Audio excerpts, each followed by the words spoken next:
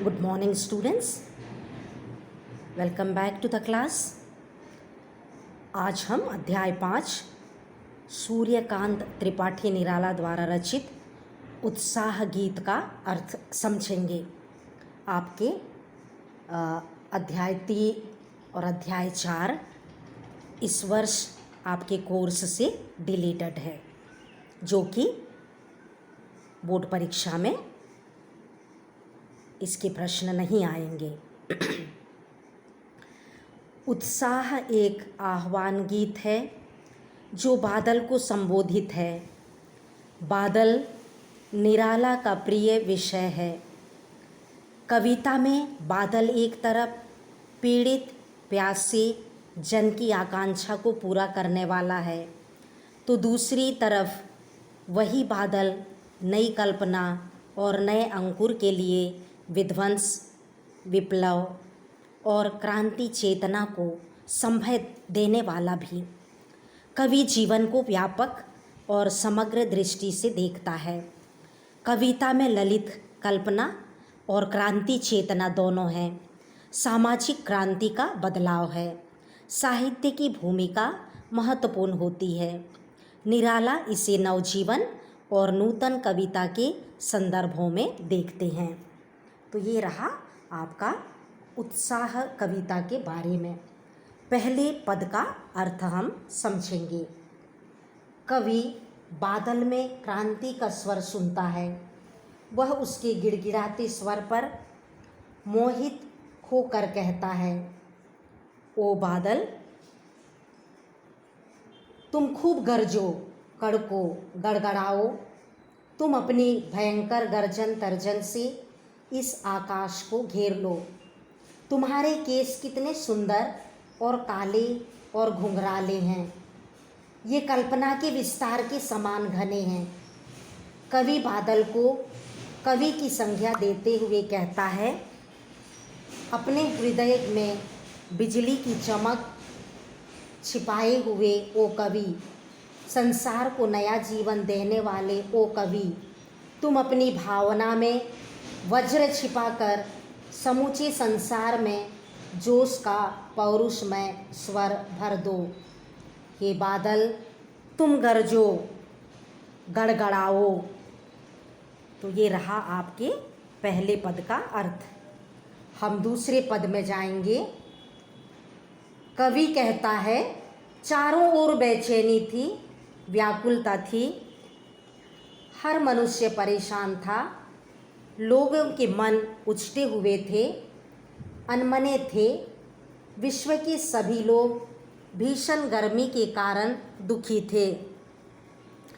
तब न जाने आकाश की किस अनजान दिशा से ये बादल चले आए।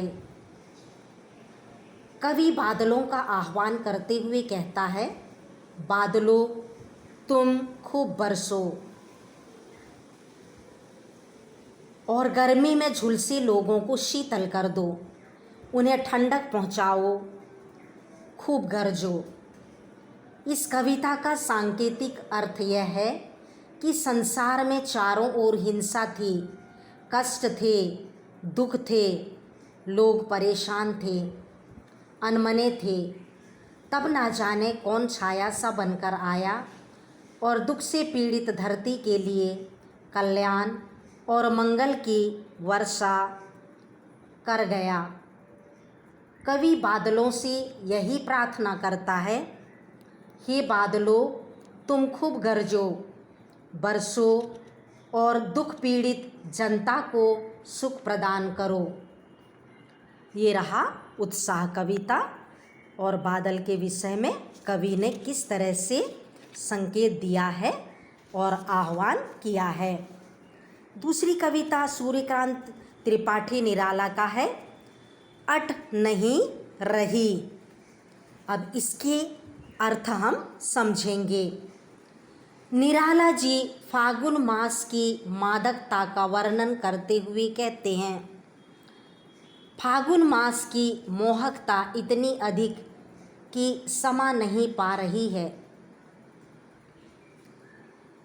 वह बाहर छलक छलक पड़ती है।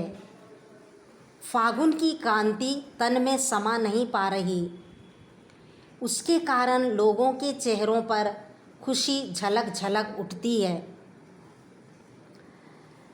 फागुन को संबोधित करते हुए कवि कहता है, हे फागुन, कहीं सुगंधित हवा का झोंका उठता है तो लगता है कि तुम खुलकर सांस ले रहे हो। तुम्हारी सुंदरता प्रत्येक घर में लहलहा रही है। लोगों के घरों में रंग बिरंगे फूल खिल रहे हैं, जिससे उनकी शोभा बढ़ गई है। तुम वातावरण में ऐसी मादकता भर देते हो कि पक्षी आकाश में पंख फड़फड़ाते हुए उड़ने को आतुर हो उठते हैं। लोग भी उत्साह से तरंगित हो उठते हैं। कवि फागुन को कहता है, तुम इतने सुंदर हो कि तुम्हें निरंतर देखते रहने को जी चाहता है। मैं तुम्हारे सौंदर्य पर से आँख नहीं हटा पाता हूँ। फागुन के वृक्षों पर नए पत्ते लद गए हैं, कहीं हरे हरे पत्ते उग गए हैं तो कहीं लाल लाल। कहीं वृक्षों के गले में मंद मंद सुगंध वाली फूल माला दिखाई दे रही है। आशय यह है कि किसी वृक्ष पर सुगंधित फूल उग गए हैं। जगह जगह पर सौंदर्य राशि इतनी अधिक खिल उठी है कि वह समा नहीं पा रही, वह सब जगह प्रकट हो रही है। तो इसमें फागुन की सुंदरता का क्या किया है, वर्णन किया है। आपका होमवर्क है सूर्यकांत त्रिपाठी निराला का जीवन परिचय। आप स्वयं पढ़ें और इन दोनों गीतों के अर्थ समझें। प्रश्न अभ्यास दिए गए हैं, इन प्रश्नों को फेयर कॉपी में कंप्लीट करें। शब्द समता दिया हुआ है और जब आपके इन्फॉर्मेशन दिया जाएगा कॉपी चेकिंग के लिए तो आपको कॉपी लेकर स्कूल आना पड़ेगा। आज के लिए इतना काफ़ी है। अगली कक्षा में हम नया पाठ सीखेंगे। Wish you all the best. God bless you.